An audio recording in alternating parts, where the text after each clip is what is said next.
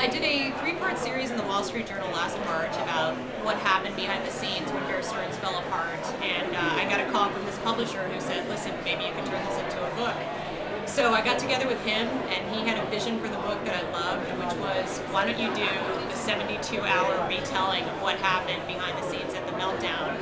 And I tried to put it together, and over the course of 6 or 7 months, I recorded it and wrote it. Mm-hmm. And this was all while in the midst of writing, you were having a baby as well now. Yes, toward the end I got pregnant, and now I'm about 2 months away from giving birth, and that's been an adventure. Luckily I didn't have too bad morning sickness. Yeah, that happened, and I was working part-time for the Wall Street Journal, and you know, trying to do some stories for them too. I've been back full-time since the day after I handed in the manuscript, so it's been a busy spring. And is this your first book project? It is, yeah. I've often thought about doing a book and had some cockamamie ideas that publishers didn't like, so it was nice that this one came together and they had an idea that seemed workable. So yeah, and it seems like a real sort of like trial under fire too for a first-time book project.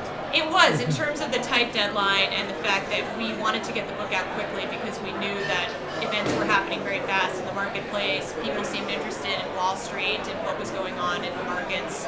So for sure we wanted to get it out quickly before there was a tsunami of other books about broader issues in the crisis. We believe that Bear Stearns was the first domino to fall. Mm-hmm. And do you think that that sort of like timeline pressure worked well for you, or you know, if you have a subsequent book project in mind, would you like maybe a little more breathing room to It would be nice to have a more leisurely pace, but I actually respond pretty well to deadlines. I'm used to it from working in daily newspapers, so it worked okay for me. Fantastic. But it was not relaxing.